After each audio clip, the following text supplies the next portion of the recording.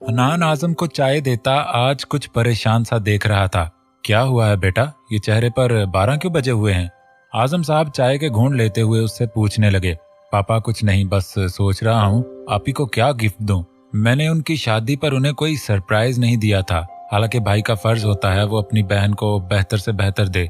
वो संजीदगी से बोला, जिस पर आजम साहब ने फखर से अपने बेटे को देखा। कुछ भी दे दो, लंदन का टिकट दे दो, या समुंदर में घर ले दो, या फिर जंगल में हाथी से दोस्ती करवा दो, या फिर चांद की सैर करवा दो, चॉइस तुम पर है।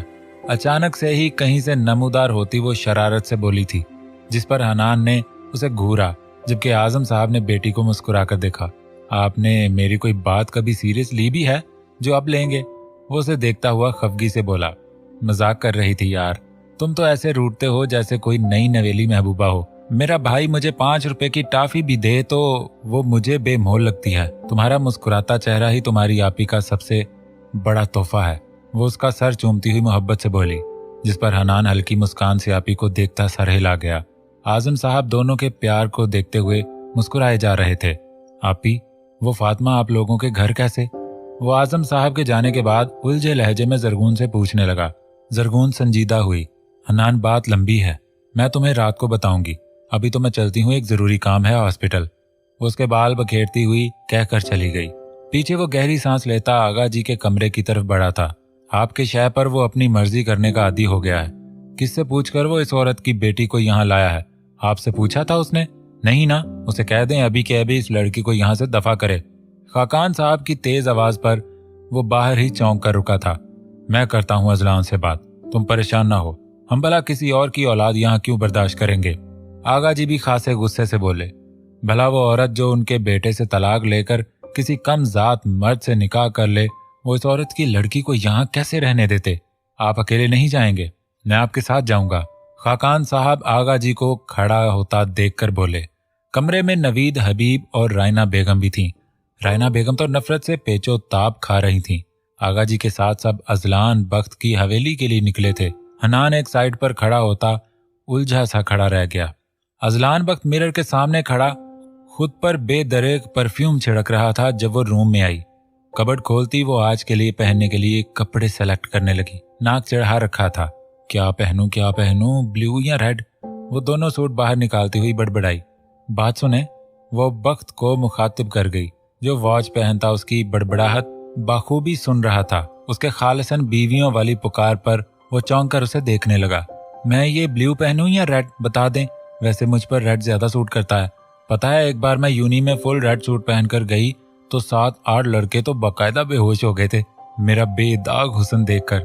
झूठ से काम लेती वो उसका खून खौला गई थी। ऐसा कौन सा हुस्न था जो सब बेहोश हो गए? मुझे तो आज तक नहीं दिखा। वो तंज से बोला। आपकी तो करीब की नजर ही कमजोर है, आपको कहाँ दिखेगा मेरा चमका मारता हुआ हुस्न? मेरा मैथ बहुत अच्छा होता था। मैथ की टीचर हमेशा मुझसे जलती थी और नंबर भी कम देती थी। आखिर कहीं ना कहीं तो उन्हें अपनी भड़ास निकालनी ही थी ना। वो बात को कहां से कहां ले गई थी। बिना सर पैर वाली बातें करना तो कोई जरगून आजम से सीखे। वो तासुफ से उसे देखता सर झटक गया। आप बता रहे हैं या मैं हनान या खयाम भाई से पूछूं? वो उसे अपनी तैयारी में मगन देकर गुस्से से बोली। ब्लू, चूंकि मैं नहीं चाहता यहाँ तुम्हारे हुस्न की ताब ना लाकर कोई बेहोश हो। यहाँ से हॉस्पिटल काफी दूर जो है। वो तंज भी संजीदगी से करता था कि अगले बंदे को फील भी होता तो वो जिच भी होता। इनसे तो किसी सीधी बात की उम्मीद ही नहीं की जा सकती। वो गुस्से से बड़बड़ाई, बिल्कुल जैसे जरगून आजम से किसी सीधी बात की तवक्को करना भैंस के आगे बीन बजाने के बराबर है।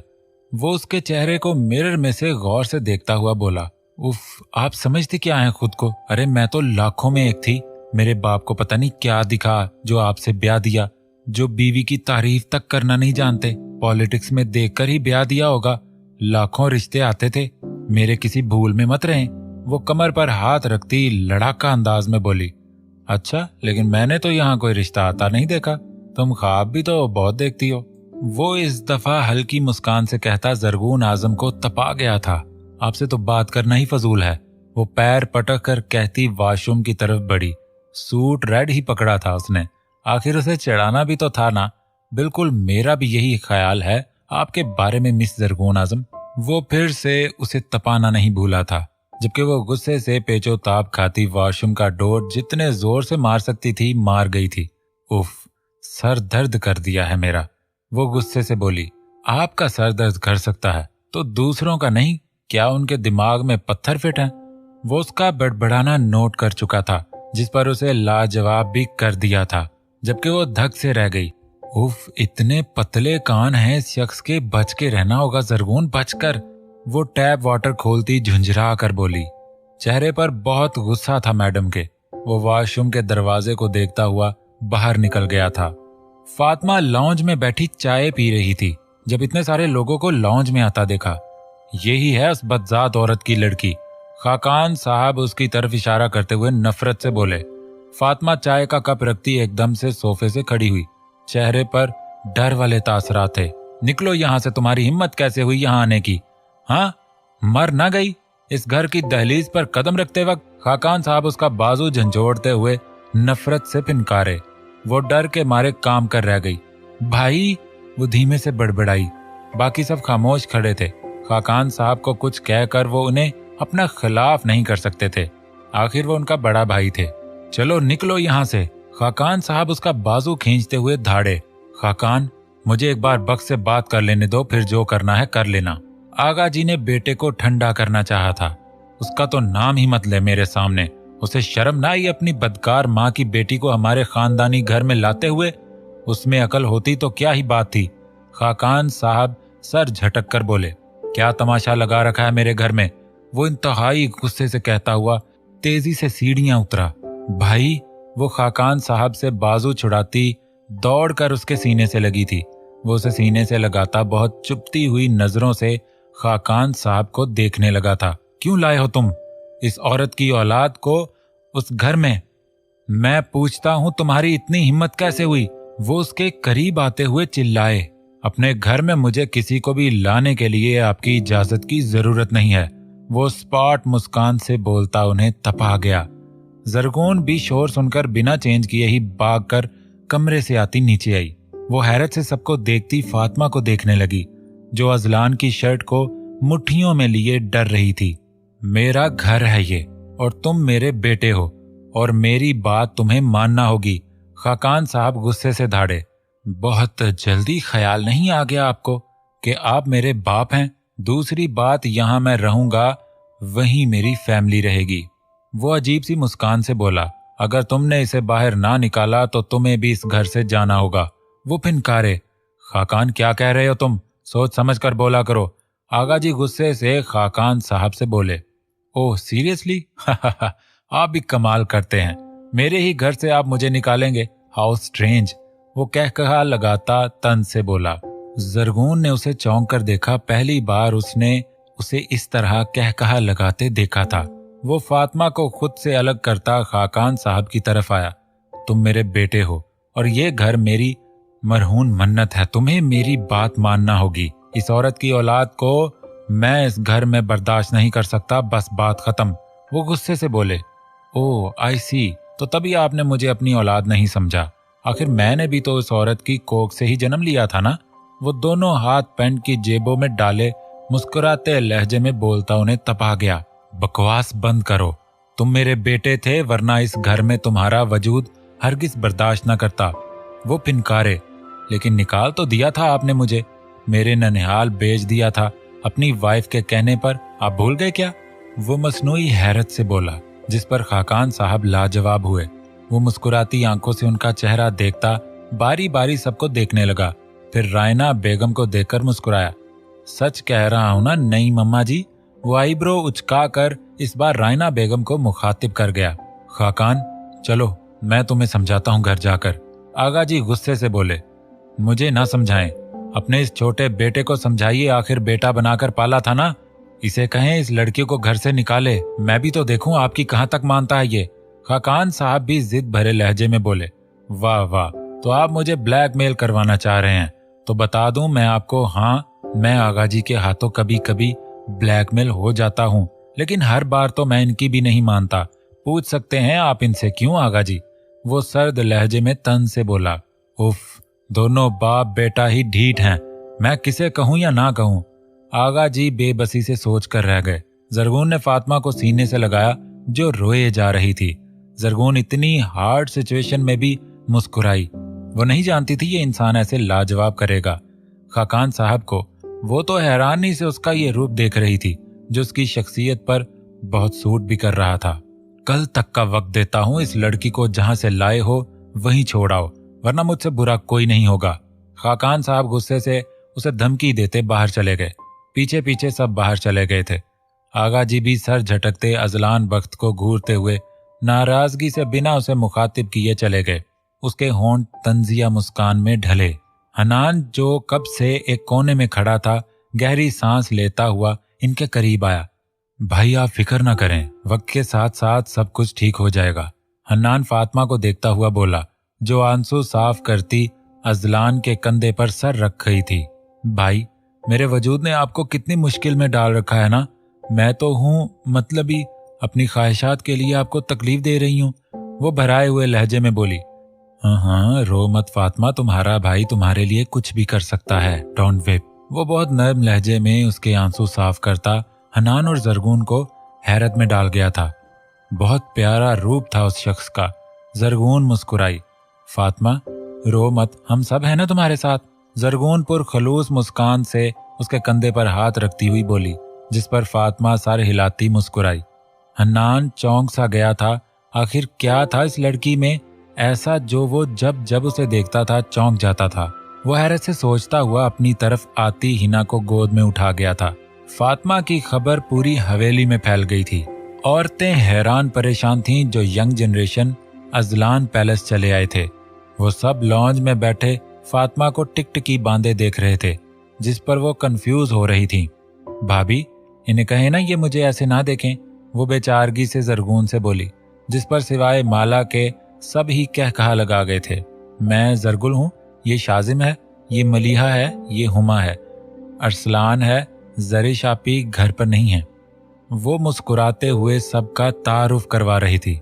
आपी ख़याम भाई भी तो घर पर नहीं है, उनका नाम नहीं लिया आपने। अब इतना भी क्या एहतराम के बंदा शौहर के बारे में बात भी ना करे। शाजिम ने शरारत से आंखें पटपटाते हुए कहा। शट अप, कोई एहतराम नहीं कर रही मैं।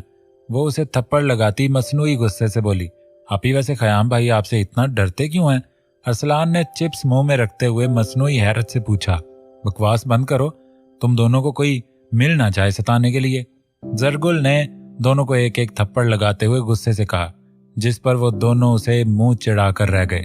फातिमा ने होंठों पर मुस्कुराहट सजाए हुए उन्हें आपस में एक दूसरे को छेड़ते हुए देखा, जबकि माला बहुत गौर से फातिमा को देख रही थी, जिसके सांवले चेहरे पर बहुत खूबसूरत मुस्कान सजी हुई थी।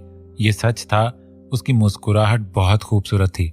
जरगून हिना को गोद में बिठाए उससे कलमे सुन रही थी, जो फर फर सुना भी रही थी।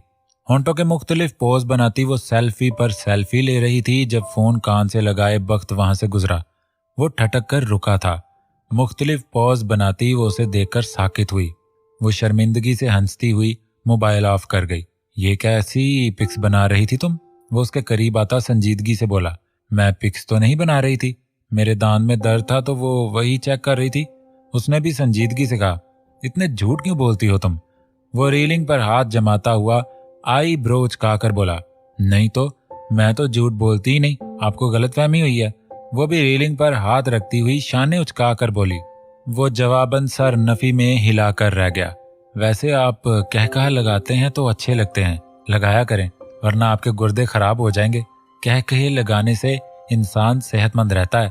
दूसरा आप खुश रहेंगे तो आप परेशान नहीं होंगे, इससे आपके बाल जल्द सफेद नहीं होंगे। वो बालों की उड़ती लटों को कान के पीछे करती हुई संजीदगी से बोली। वो धीमे से मुस्कुराया, जिस पर वो भी मुस्कुराई। अगर बड़े चाचू फातिमा को रखने पर ना माने तो क्या आप इसे हॉस्टल या अब्दुल्ला भाई के घर शिफ्ट कर देंगे? वो उसकी तरफ देखती हुई संजीदगी से बोली। वो संजीदा हुआ। जहां मैं रहूंगा फातिमा वहीं रहेगी। डोंट वरी, तुम परेशान मत हो। फातिमा के साथ ज्यादा वक्त गुजारा करो। वो अकेले में सोचती रहती है, जिससे उसकी तबीयत खराब हो सकती है। वो गहरा सांस खारिज करता हुआ नीचे खेलते शाजिम, अरसलान और हन्नान को देखता हुआ बोला। जरगून उन्हें क्रिकेट खेलता देखकर मुस्कुराई। अरे मेरे बिना मत खेलो, आ रही हूं मैं। वो बिना वक्त को देखे नीचे की तरफ जाती सीढ़ियों की तरफ भागी। आपी आपको खेलना आता नहीं, लेकिन आपको हमारी खेल जरूर खराब करनी होती है। हनान उसे बैट छीनता देखकर चिल्लाया, चुप रहो, बड़ी हूं मैं तुमसे, बैट लाओ इधर। वो नाक चिढ़ाती हुई बोली, चलो शाजिम, अच्छी से बॉल करवाओ। बख्त बहुत हैरानी से उसे क्रिकेट खेलता देख रहा था। वो कभी कभी छक्के चौके लगा लेती थी, अब भी यही हुआ था। उसने एकदम से बैट घुमाया और ये बॉल ऊपर बालकनी पर खड़े बख्त की तरफ तेजी से आई थी। वो एकदम से एक हाथ से बॉल कैच कर गया, वरना बॉल सीधा उसके मुंह पर लगता। सबने परेशानी से उसे देखा था। वो घबराई थी। ये शाजिम की गलती से ऊपर गया था, मेरा तो कोई कसूर नहीं है। ना ये इतनी अच्छी बॉल करवाता और ना बॉल ऊपर जाती, सारी गलती तो शाजिम की हुई ना। वो शाने उचकाती हुई बोली थी, जिस पर शाजिम ने हैरत से उसे देखा। खुदा को मानो ज़रगूर आपी, इसमें मेरी गलती कैसे हुई? शॉट आपने मारा और गलती शाजिम की हुई। मैं कोई फालतू तो नहीं हूँ, बहुत कीमती हूँ अपने माँ बाप के लिए। वो खफगी से बोला, जिस पर वो उसे घूरती हुई सर उठाकर बख्त को देखने लगी, जो उसे संजीदगी से देखता बाल नीचे फेंक चुका था। वो खुद पलट गया था, शायद नीचे आने वाला था। बॉल बदकिस्मती से दरख्तों के झुंड में फंस गया था। जरगून ने दरख्त की टहनियों को जोर से हिलाया था, जिससे बॉल बाहर की तरफ गिर गया था कि दरख्त बिल्कुल दीवार के साथ था। बॉल लेकर आए, आपने फेंका है, आप ही लेकर आएंगी, अरसलान ने बेमरवती से कहा था। वो इन दोनों को घूरती हुई बाहर रोड पर आई। दोपहर का वक्त था, रोड तकरीबन सुनसान था। वो घर की बाएं साइड आई जहां बाल गिरा था। बॉल नीचे खड्डे में गिरा पड़ा था। वो मुस्कुराती हुई बाल पकड़ने ही लगी थी जब किसी ने अचानक से ही उसके होंठों और नाक पर रुमाल रखा था। आप ही कहाँ गई हैं? हन्नान पानी पीने गया था। जरगून को गैर हाजिर देखकर वो आईब्रो उचकाकर बोला, वो तो बाहर बाल लेने गई हैं। अरसलान ने लापरवाही से बताया, जिससे हन्नान और बाहर आता बख्त जो स्लीव्स कोनियों तक फोल्ड करता हुआ बाहर आ रहा था। अरसलान की बात पर वो साकित हुआ। हन्नान बाहर की तरफ भागा था, लेकिन इससे पहले ही बख्त बाहर की तरफ दौड़ पड़ा। इन दोनों को क्या हुआ? अरसलान ने शाजिम से हैरत से पूछा, जिसने नासमझी से शाने उचकाए, फिर खुद भी उनके पीछे गया। बख्त और हन्नान बाहर आए जहां कोई नहीं था, लेकिन दूर जाती सिल्वर रंग की बड़ी सी गाड़ी उनके इर्द गिर्द खतरे का अलार्म बजा चुकी थी। हन्नान तो वही साकित हो गया था, जबकि बख्त तेजी से इस गाड़ी की तरफ दौड़ा था। वो जितना तेज दौड़ सकता था वो दौड़ा था, लेकिन वो गाड़ी का मुकाबला तो नहीं कर सकता था। घुटनों के बल वो जमीन पर बैठता हुआ होंठ भींच गया। चेहरे पर ऐसे तासरात थे जैसे मार देगा या मर जाएगा।